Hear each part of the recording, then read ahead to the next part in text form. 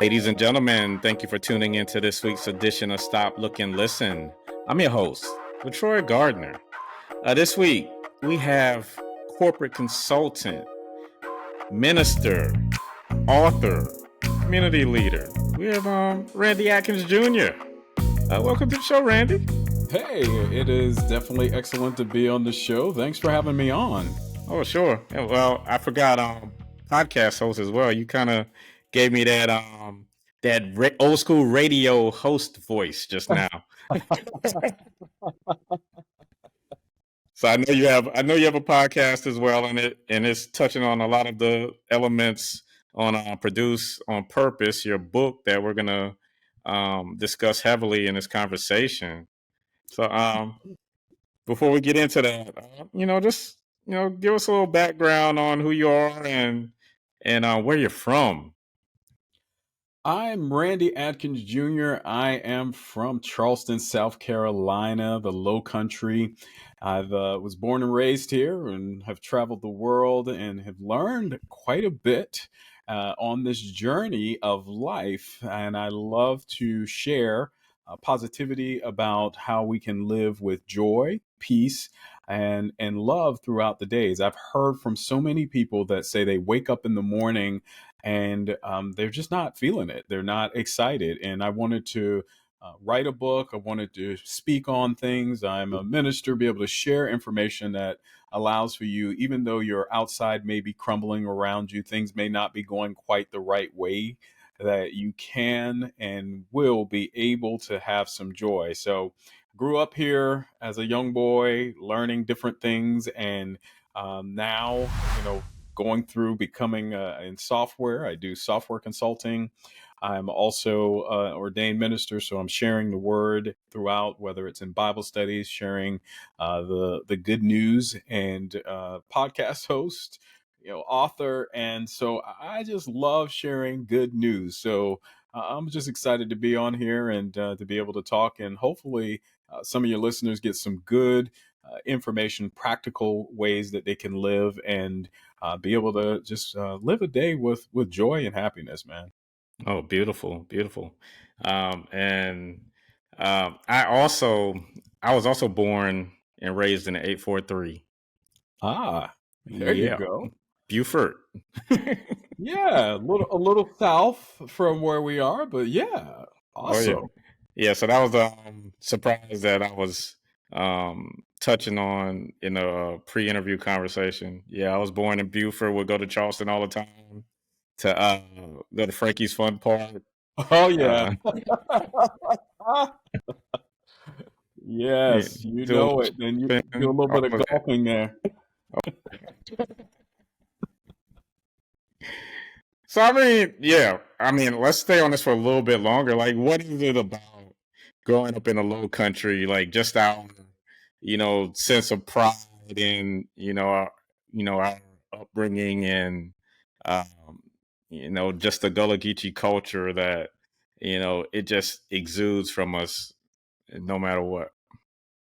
Blue crabs, man. Let me tell you something. I married my wife 26 years ago. She came from the upstate and she came to a cookout here. Uh And the huh. first thing she noticed that was different, they do hot dogs, hamburgers, those kinds of things. But when you come to the low country, man, you got to have some blue crabs, some shrimp, something that represents the seafood that we Yep. love. And of course, my wife was like, "You speak different when you're around your family, man." I was like, "Yeah, we got a little bit of the Gullah Geechee, Charleston speak that can sometimes be put out there, and you know what I mean. That sometimes we have to just let it go and be what it needs to be. So exciting to be able to live here. Nice, all the beaches that are always here. Being able to represent, a place where we know that we have great culture. And, just recently, we also have the International African American Museum here, which is really Mhm. cool. And so just excited to be able to rep that and do that all the time. Oh yeah, and like you said, we can shift our dialect with ease. When I'm home and around family, it comes out. But then um, when I'm around, in the corporate world, or just with my wife and my in-laws, yeah, it's like on the straight and narrow with the speech patterns. Exactly. You just end up speaking a little differently. And my wife was like, "You speak different when you're around your brother and others." I'm like, "Yeah, yeah, I guess that does happen sometimes." Uh-huh. So, yeah, I mean, like you mentioned in the quick introduction, you're here to spread the good news of joy, peace, and love. What pivotal moments in your life led you to pursue those avenues? So when I was younger, I I had a best friend. We would definitely go out and we would go in his backyard and build a lot of different things. So we would take some tarp, we would take some tape, we'll take some rope, and we'll go in the backyard and man, we would build Star Wars, Star Trek, whatever it is back there. We running under the tarp, fighting, playing each other, doing all kinds of things. But one of the things that out of that we came up with was that we could take just regular things that are a part of our life and have an imagination. And so sometimes, we would come up with ideas together and then we would work together to put them together. Sometimes my friend would come up with the idea and I would follow his instructions. Or sometimes I would come up with the ideas and he would follow my instructions. I found out that I really like when I came up with ideas and somebody followed my instructions. I mean, it sounded like a good idea to me back then, and it started to spark within me that life has more to offer than just what we see outside of us. So our imagination is where it begins, and a lot of the things that we have in our imagination can become reality. And so as the years went on, of course, you go to school. I was intrigued by those things and trying to learn throughout school, how does this life thing work and how can I make sure that it works for me? And so a part of that was also my spiritual journey and saying, well, if I'm connected to God and He is one that helps me along the way, maybe that I can have an alignment with that and understanding how this world works, then maybe that will be helpful for me as I grew up and continued to do what I needed to do. So in college, I it was a time when I was taking classes and I came to a class and the professor says, "Hey, if I didn't call your name, come to me after class." Hmm. I sit through class. I come up and say, "Hey, my name's Randy. You didn't call my name." "Oh yeah, I dropped you from all your courses because you failed the prereqs for all of your major courses. I'm a junior in college." I'm like, "What? What am I going to do now?" He's like, "You can go talk to your other professors, but it's probably not going to work." I tried talking to them. They all said, "Nah, you can't go in because you have failed the prereq." But I will tell you that because of that, I had to join some other classes in college. And one of those other classes was African American Studies. And guess what? I met my wife in that class. So every failure that you have, I learned that failure doesn't actually equal failure. I was really distraught about that. But it ended up being, I didn't know at the time that I would meet my future wife from that in that class. And of course, from there we had gotten married and we've been married for 26 years. But we have three beautiful children from that, and wouldn't have known that from a failed class. So Uh-huh. anyone hearing this, if you fail something, don't think that that's the end. But that's not the only defining moment that I've had that has kind of helped me change my perspective of life. Additionally, one that's a little more difficult was later on in life. My brother, who was 19, ended up being in a fatal car accident. It was hard for me to deal with, hard for me to kind of pull in. And it really played a defining moment in my life. By 6 months later, my mother ended up reading a letter from him that she found on a computer that I'd never seen, she had never seen. And she read it to me. And it said how proud he was of me and the conversations that we were having, that they were he listened and he could hear me. So we had all these conversations, and I didn't think he was listening, but he was. And it was encouraging to me to know that no matter what was going on, that I was always going to share good news in whatever format that I could, whether it was writing, speaking, sharing information. And so I've been on a mission throughout life to continue to share that. And that was a defining moment in my life that, you in those moments, you can either be pulled closer to God or pulled away from God. And I was pulled closer to God in that situation to tell me, hey, you know what? You should share anytime. And you never know what the effects of what you are sharing is going to do or help for someone else. Right. So all of those defining moments, you mentioned how it shaped and molded you into the man you are today. Like, how long did that process take? Long, long time. So, of course, I've been out of college for well over 25, 26 years. And additionally, my brother's passing, that's been over now almost, what was that, 2007? So it's been almost, wow, yeah, almost 17 years. So it's been a while. Wow. And so, you learn in all of these situations, how these things kind of affect you. And from there, and that this is where time, we don't know how long, something's going to affect you or how the changes are going to happen. Sometimes it took months to do something. Sometimes it could take weeks. Sometimes it took years to have transformation occur.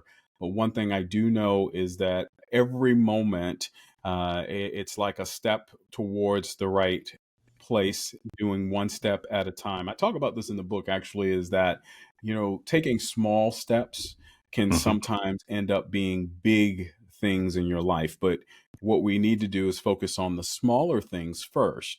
And as we focus on those small things, they do become big in your life.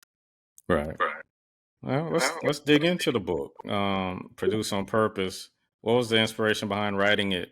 And was it a daunting task to write a book? Because some people, they say that they get writer's block and they they quit on that journey, but you obviously made it to the end. So, what was the inspiration behind it? Yeah, the inspiration behind the book is that we all have a purpose. We all can produce. I start the book off by saying, are you ready to be a producer? And what does that mean?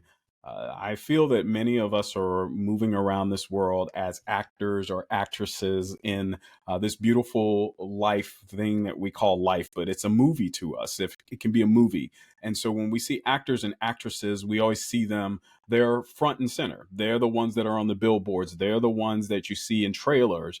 And you're like, wow, this is great. The actors and actresses show up so that we can see them. But one thing I found about actors and actresses, they always are working on someone else's script.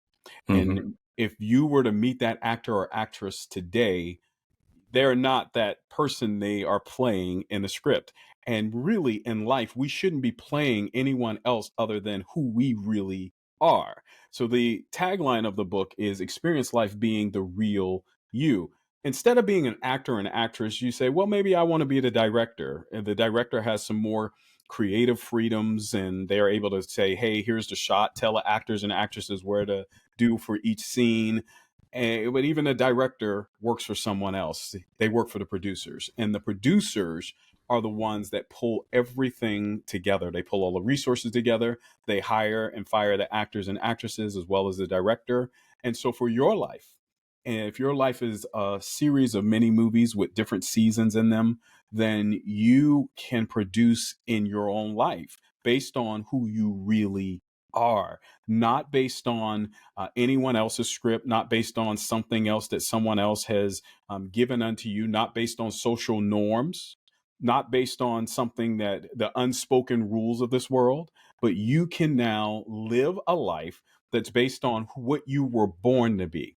You and I were born uniquely. You and I were created by a creator that has provided us abilities, gifting, strengths. So you can connect to that and begin to live as a producer of your life. And if you start doing that, then you're going to start to see greater joy in your life because you're using your creativity. You're going to see greater peace because you are now in a space where you're not worried so much about what other people say or what's going on outside of you.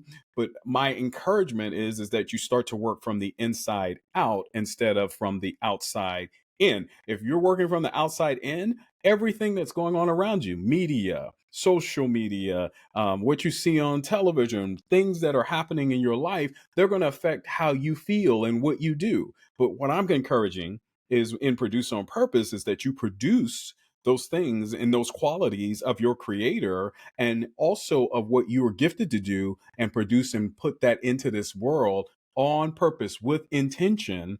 And when you do that, then you're strengthened. So you Mhm. asked, how was it to write this book? It took me 3 years to write this book, man.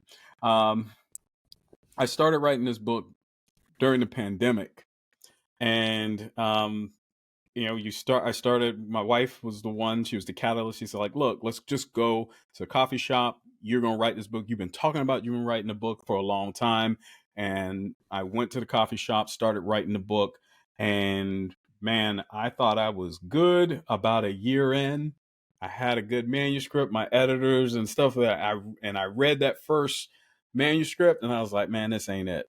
It doesn't come. It doesn't flow. It doesn't come together, and I probably rewrote the book about three more times after that. And so, of course, the first copy that was there is not what you see today, but it was diligence of making sure that there was a flow in the book and that also that it made sense and that all the themes that are throughout the book come together and give you practical advice so that you can live a better life and be able to produce on purpose. So it was a journey, man. Mhm. Yeah. So, for everyone that they struggle at being producers. I mean, because like you said, we have so many outside influences.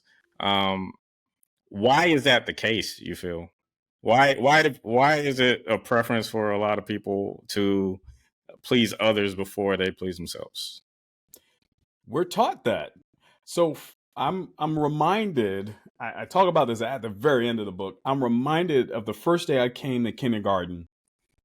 I'm a kindergartner. I had learned. I had went to pre-K school or whatever, and I had learned some stuff before I came there. But the first thing they told me when I got into kindergarten, it was like, "You go sit on that white line, crisscross applesauce." And one of the things they're telling you at that time was you conform to what everybody else is doing.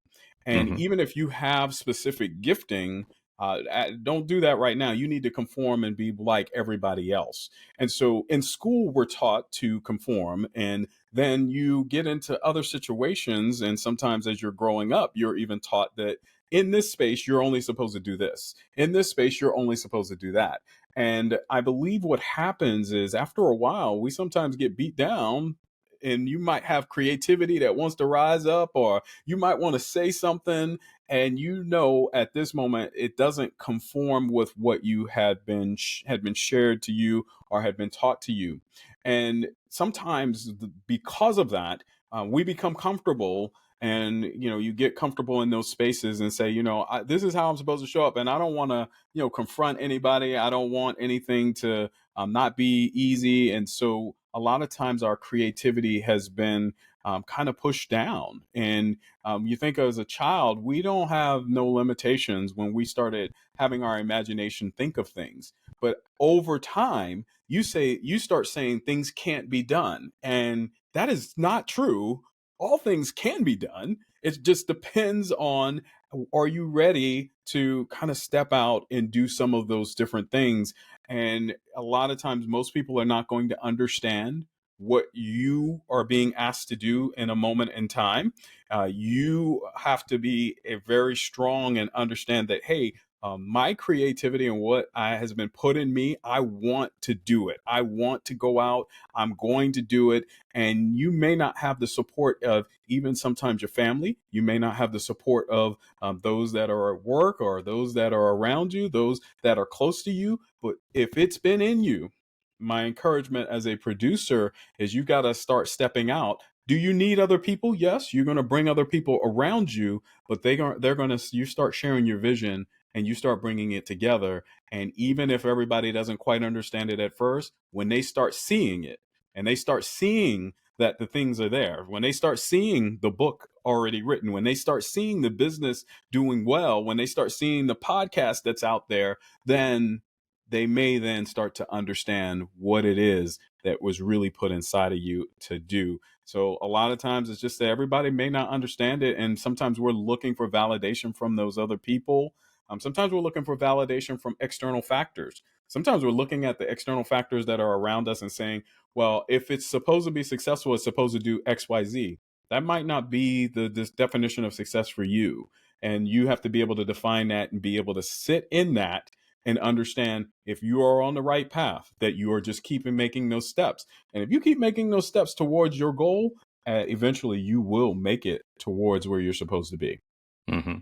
Yeah, I often mention on this show that I have tunnel vision, and I always try to focus on what's in front of me and nothing behind me or to my left or my right, and that's always been my way of maintaining focus and keeping me on the straight and narrow and right path. Is that something you touch on in the book?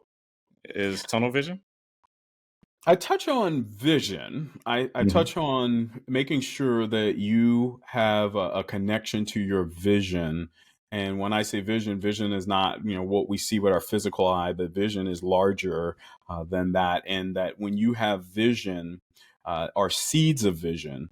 That the seeds of vision are put in place so that they can grow, and that when seeds of vision are there, blockages for seeds of vision can just be you. You may be the major blockage because you feel that you are not worthy to do something, you are not capable of doing it.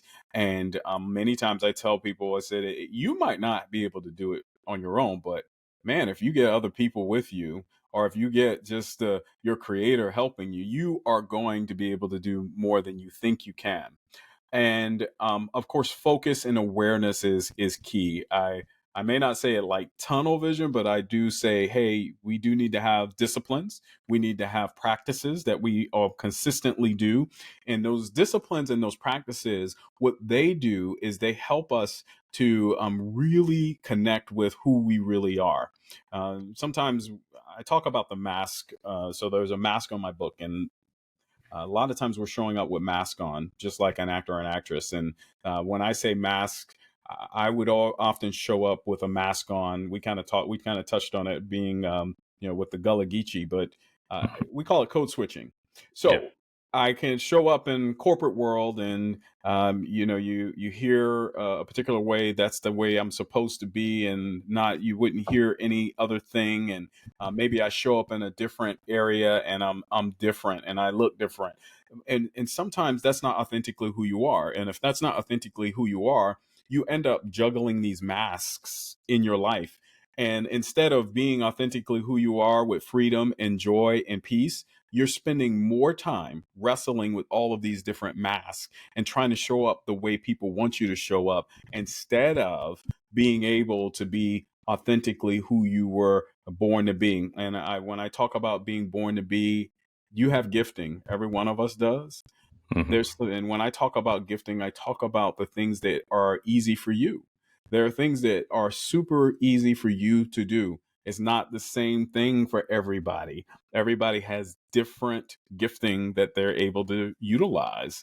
And so for me, for example, my gift is to be able to teach something potentially complex and put it in common terms to where anyone could understand it, and utilizing whether analogies, metaphors, or whatever it is to help to share that same information. And many people would think it was complex, but you're able to teach that and share that.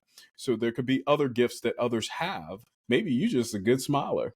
and you just come in the room and light up the room because of who you are. And Right. so you're able to share that on a consistent basis. So whether you are focused or you have the ability of a vision, that seed of vision that everybody may not understand, if you have to tunnel to get your practices and your disciplines in place, you do that because that will build who you really are. Dr. Todd McLean provides periodontal and dental implant services in 2 convenient locations. They offer over a decade of experience treating patients, and appointments can even be scheduled in the evenings, weekends, or early mornings. Give them a call in Chapel Hill at 919-537-9774 or in Durham at 919-484-8338 or visit them online at gumsandimplants.org. Yeah. So upstairs, I wish I could grab it right now during this interview. I have this piece of art from Lori Cooper. It's called Face Reality. So it's like a black person, and they have the white mask on, and they're peeling off the white mask. So like, I felt, especially when I was working at UNC Chapel Hill, I felt like that was my life to a T. And even now working in tech, it's kind of like that, where you you really want to just be your true self 24/7. And even if you don't intentionally do so, you, like you say, you code switch just to play the game. And ideally we would love to not have to play the game at all anymore.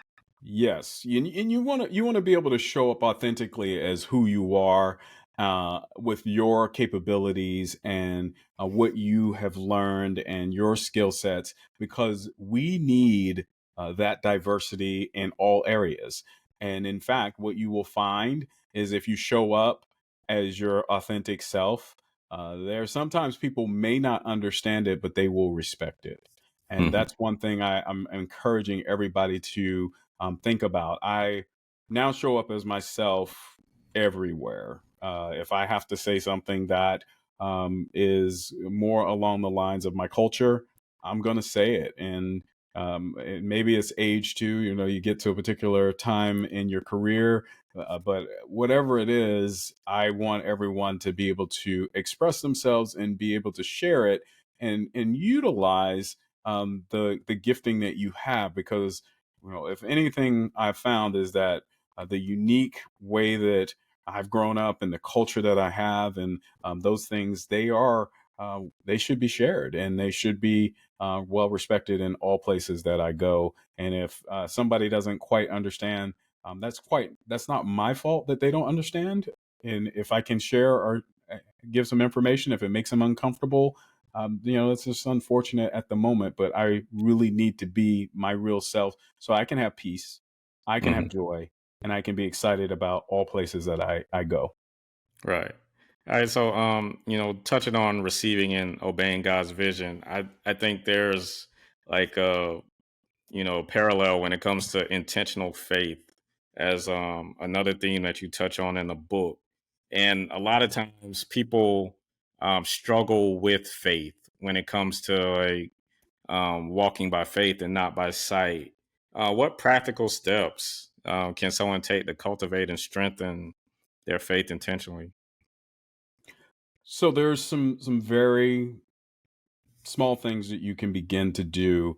I always say start off small and don't try to climb the mountain and take down the mountain all at once. Remember, you're just doing one step at a time.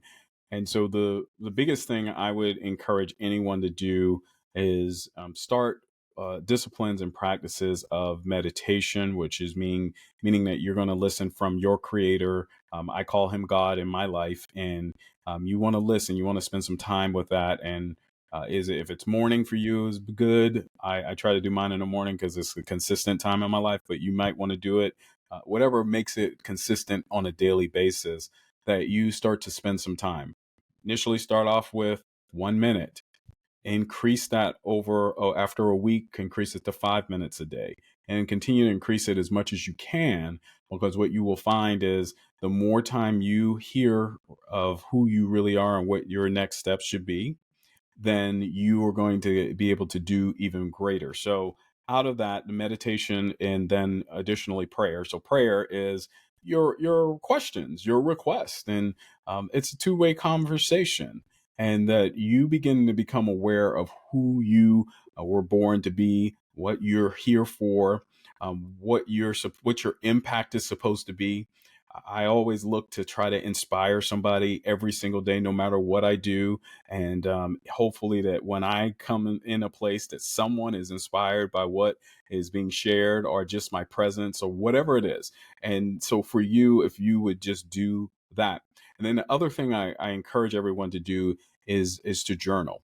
And what does journaling do? So that means that you're going to write down items that number one is, what was good about today. Just write down those things. What were the things that really annoyed you, and why do you feel they did?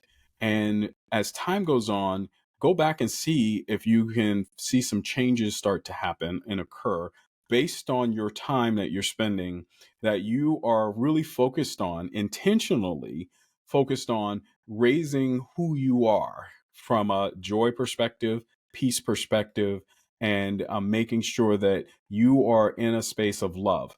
And the reason I say you want to be in a space of love, in the book, I talk about two purposes. There's a general purpose. That general purpose is for you to please your creator. My creator is God. In the Bible, it talks about God is love. Therefore, when I am expressing myself, I should be expressing myself in love. And if you do that, then the general purpose, that means all those that have been created by the creator will be pleasing the creator in that if they're doing that. Secondly, the second thing I talk about is your specific purpose, which is your specific gifting. And we touched on it a little earlier, but if you are focused on understanding during these times of meditation and prayer, and your focus is, Lord, what is my gifting? And what comes easy to me? What is it that I do that people are telling me, man, you do that so easy? I don't understand how you do that. And you put that down and say that those are the things that are good for me. And if there's something that you're doing that you struggle with, and you may not be, maybe that's something you either not that shouldn't be doing, or you should have somebody in your camp that's good that can do that for you. Uh-huh. So I'm just encouraging everyone, if you write that down, you'll start to get clarity in your life, and so that you can have a greater, more peaceful life. And remember that when it comes to our blessings of life, and whether it's going to be money, whether it's going to be relationships, or whether it's going to be your health, that it's what you begin to intentionally do is what's going to begin to show up in your life. Don't just think you're going to just show up and it's just going to be like, boom. No, no. We want to be intentional about what our aim is. What's your aim? I don't go and throw darts to try to hit the bullseye without intentionally aiming that I'm trying to get to the bullseye. Now, I might miss, but that's okay. I'm still being intentional. And at some point, you're going to hit that target. Right. Cool. So you also highlighted the importance of serving others.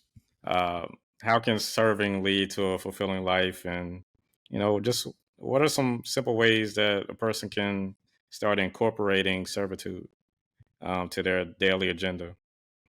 Service is very interesting because what it does is it allows for you to begin to move in a direction that is in an active way, helping all around. I talk about in the book that there are four things about service that you should be very keen on. Number one, you should serve up. And so serving up has to do with you serving your creator, serving your God, and being focused on serving in that manner. What does that mean? Again, service to glorifying or doing whatever you can for your creator. Second thing is for you to serve in. Well, I need to be able to serve up, and then I need to be able to serve in. What does that mean? Well, internally, we all have some type of weather going on inside of us. The question is, do you have a storm going on inside of you, or is it nice and peaceful inside of you? Do you have a nice windy breeze happening? What's going on inside of you? You need to serve yourself. And how can you serve yourself? This is where really all the great disciplines come in. If I'm made up of a body, a soul, and a spirit, which I talk about in the book, is that your body, you're going to do things and you're going to feed things to your body that will serve your body.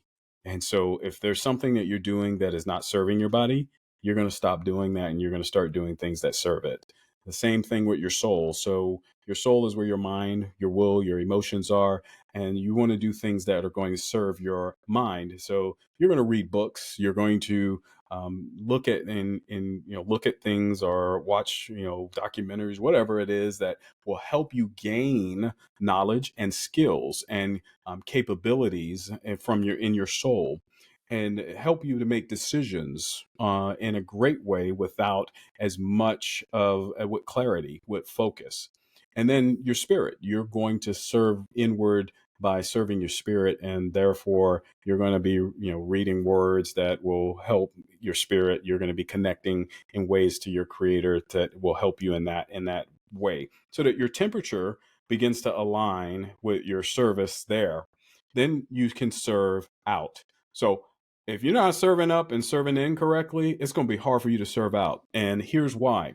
If someone's just serving out and they don't have the serve up and the serve in going on, they're going to get tired when they serve out. They're going to start to complain because they're going to feel like it's an obligation. They're going to feel like there's a problem going on, that everyone that they're serving, but nobody's serving them. Get to serve up, serve in, then begin to serve out. Because when you are better and you can go out and you can then touch others and serve them in a greater way, there's nothing that will stop you from being able to serve at a greater capacity. It's very similar to what they tell you on the airplane, where they tell you if the mask comes down and you should put the mask on first before you try to put the mask on other people. Why? Because it won't help them if you're trying to put the mask on them and you run out of air. We want to make sure that we are getting ourselves right. And so I encourage everyone, before you just start serving out, sometimes people believe that if they serve out, it's going to make them feel better. It will a little bit, but at some point you might get tired, and that's how people get burned out. And then the last one is you need to serve forward. We got to serve for the next generation. We got to serve for a legacy, and for those that are coming up under us, and what we need to do. And so your service and what you do should be serving for who's next. And so make sure that you are serving that next generation in all that you do. And when you put that all together in service, you will become altruistic leaders and servers in this world. And it will change the way that you live your life, and you will have greater joy. You will have greater peace. And that is a key to being able to actually practically live this life in a way that will affect this world no matter what. The things that people will remember, they won't remember the house you had. They won't remember the car you had, but they'll remember if you helped serve them in some capacity throughout life. Mm-hmm. That was a mic drop. Yeah. I don't even really want to follow that up, but yeah. I mean, that was amazing. But I'm pretty sure you sit in the exit row on a plane. I like the extra row, man. You're in control of opening that door. Yeah, I was like, yeah, when he's talking, yeah, he definitely sits in the exit row. Like, But me, I'm just like trying to get my bag and get out as quick as possible. But but yeah, so because we're doing a lot of soul searching and tips to improve like your overall happiness, what do you see when you look in the mirror? I see a life that can have great impact. A person who wants to share to this world that regardless of what's happening on the outside of you right now, you may be going through financial difficulties. You might have a health problem that's happening in your life. Your relationships may feel like they're falling apart externally, but that I have message to share that can help anyone begin to look at that those are just temporary. And that's my encouragement for everyone. No matter what's going on in your life, it is temporary. The thing that gets us the most and can really cause us to be in a depression is when we believe that whatever circumstance that we see outside of us is going to be somewhat permanent. And one thing I've learned over the years so far is that nothing remains permanent. In fact, I did remain permanent. I would still have hair, but I don't have hair on top of my head. So things change, and Right. that's okay if things change, but you are adapting to those changes and understand that whether something's good happening, it's going to change. If things are bad happening, it's going to change, but we can adapt to move forward in all of those situations.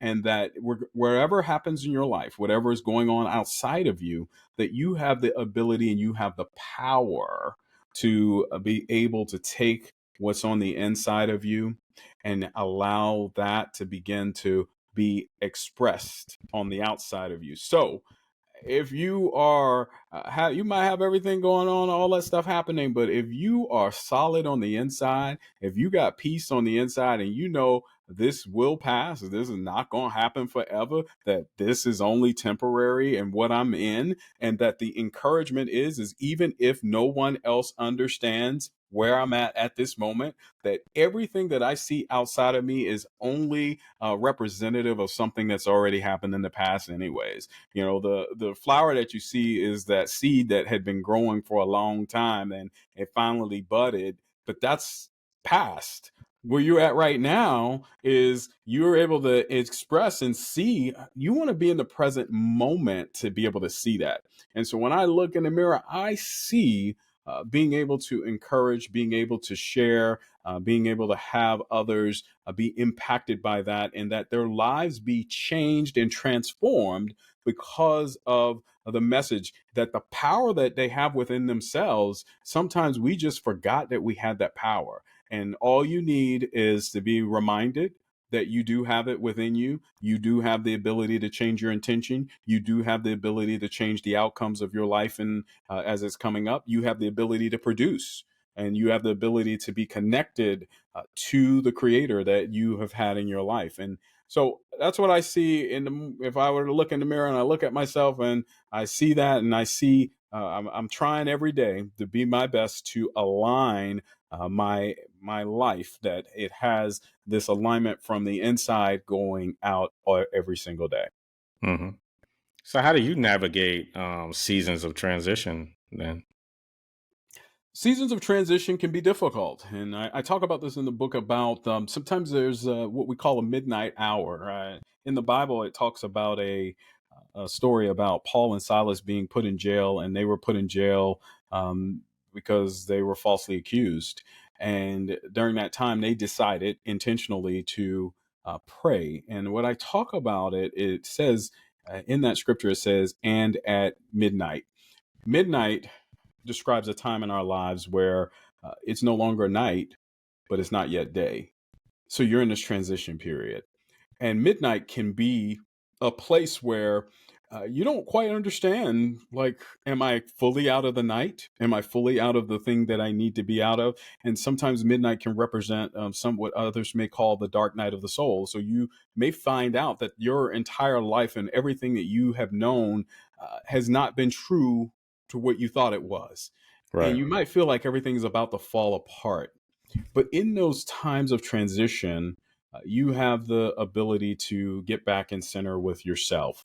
And this is where my encouragement is to, get back and connect. And during that same scripture, it talks about, it said, Paul and Silas prayed and sang praises to God. So prayer, meditation again, and journaling, I'm going to hit on is that you come back to that center by putting yourself there. And maybe you have a song that you know encourages you and lifts you up.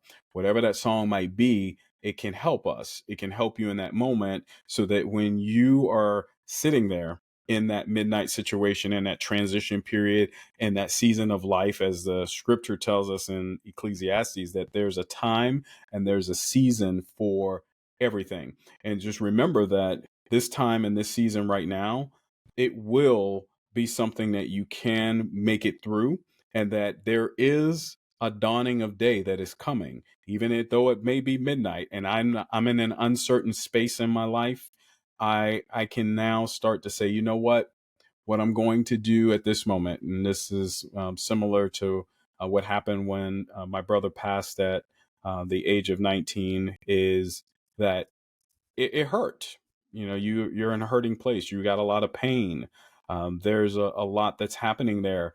And what you must do at that moment is acknowledge that, let it be what it is. And what I encourage, of course, if you have the ability to talk to a therapist, talk to a pastor, whomever you need to talk to in those spaces that can allow you to be you, not judge you, not look at what you're doing and tell you, you shouldn't be that way. Wait a minute now.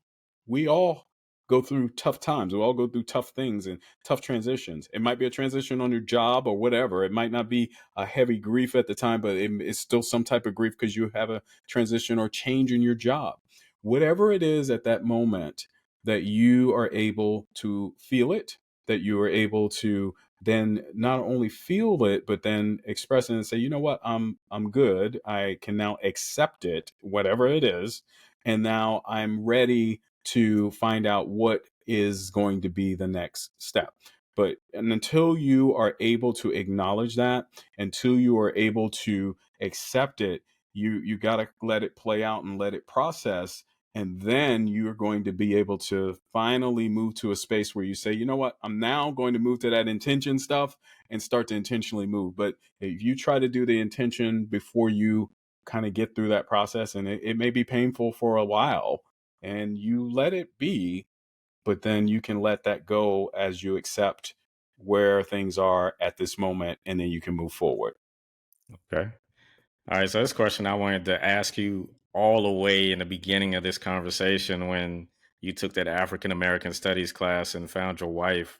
Do you learn more from your wins or your losses? Both, but I will say from the losses, because I remember those very keenly. One thing about losses, and this is something my father actually taught me, he said, it's okay. You're going to make mistakes. But the biggest thing that you need to do when you make mistakes is to learn from your mistakes. And I've taken that to heart in my life, is that, okay, I will make mistakes. There will be things that will happen. But all mistakes don't mean that they are mistakes. They are actually all opportunities, and they're all part of your possibility and what you have. And so I will say that the only reason I would say the losses helped me, because I don't ever want to go back to those losses. I want to make sure that I find a way to continue to move forward, or that not only if something like that happens again, that how I respond to it now changes. And so I've changed. And so if I've changed, then I've become so much better in the process, and I've grown to be a better person, because no longer am I responding in the way that I responded before. I've grown and I've become new. Mm-hmm. What do you find most rewarding in this journey of yours? Impact. Seeing people transform from something that I may have shared, or something that I may have done, and so it comes with our children, family, those that I meet, and that there was some type of impact. And sometimes people say, "Well, you told me such and such, that was years ago," and I'm like, "I don't remember, but there was impact." And I would that is rewarding, because you know that you were put here for something, and whether it's big or small, that I've made some type of impact in somebody's life. And so I enjoy that kind of feedback, and I think it's invaluable, especially if my son comes and he says, "Hey, Dad, this is I like what you had told me, blah blah blah." Man, what a feeling! Uh-huh. Great. All right. So you have the Produce on Purpose brand with the book, the podcast. Just talk about what's next for you. Yeah, consistently still sharing information about Produce on Purpose, as well as the podcast. I believe now that I've been doing some more podcast guesting, we may see some guests come on my solo podcast. It's been solo for a while, and so I'm looking at doing that. And then there should be a new book coming in soon. I will continue to write and share that information, and continue to share events and do speaking and preaching. I preach all the time, and being able to share, change, transform lives on a consistent basis. All right. Any you know, gonna let us in on what the second book is gonna be about? Nah, I'm gonna let that Yeah. one come, but just know that it'll be a compliment to what we have here, and that it will be exciting, and I do believe it'll be transforming, just like this book has been, and the feedback that I've gotten from many of the readers. All right, cool. So we see randyadkinsjr.com, but plug away. Yep. So you can reach me at randyadkinsjr.com. There you will find the book, Produce on Purpose, Experience Life Being the Real You. You can find it in ebook format. You can get paperback format. And for those of you who do not like to read, we have it on Audible for you. So you can go listen to the book, and it's only like 3 hours. So you can get through it pretty quickly. Maybe you go to the gym a couple of times and you'll have a great book there. I encourage those that continue to come to my website, that you provide some feedback to me, any information there, that I love to hear what you have to say. And additionally, if you are there, you can get my podcast, Produce on Purpose. We go into some of the similar concepts, is just in a deeper way, because we have more time, and look forward to seeing and hearing and listening to you. There are videos out there, sermons, randyadkinsjr.com. And for those that are here, I guess I'll call it. We'll do Stop Look. Stop Look is the coupon code, 25% off. Anyone that gets the book, you can get a signed copy of my book on my website. Just put in the coupon code Stop Look, 25% off. And thank you, LeTroy, for having me on, man. Oh, no problem, Randy. And like you said, Stop Look. Get the Produce on Purpose autographed and get that 25% discount. So as we close, man, put those Toastmaster skills to the test. Leave us with a parting shot for those that are, beginning their journey towards personal and spiritual growth. You can do it. No matter who you are, no matter what's going on in your life, you can. You are capable. You have been born with unique gifts. You have talents, and that the world needs to see what you have to offer.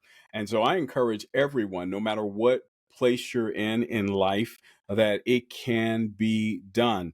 And I want you to take on this one analogy. I love sharing this analogy. Is you can either continue to be the thermometer in your life. That means the thermometer tells me everything that's outside of me and gives me the weather outside of me and tells me what the temperature is. And thermometers are good at telling me temperature and telling me what's going on outside of me. But I'm going to encourage you not to be a thermometer and tell me what's going on outside of you. I want you to be the thermostat, because if you're the thermostat, that means you can change with intention what the temperature is going to be in whatever room you step in, wherever you go. You get to tell everybody how it's going to be. And so I encourage you to have that love, that joy, that peace, and that be your thermostat that you share with this entire world. And I am encouraging you that you can do it. Produce on Purpose, experience life being the real you. randyadkinsjr.com. Produce on Purpose, experience life being the real you. 843 representing Charleston. That's right. It's a pleasure, brother. Yes. Thank you for your time today. Thank you for the wisdom and insight. Very valuable tips to improve our life's journey. Not only helping us from within, but helping those around us. So I definitely appreciate this conversation. So for Stop, Look, and Listen, I'm your host, LeTroy Gardner. See you next week. Peace and blessings.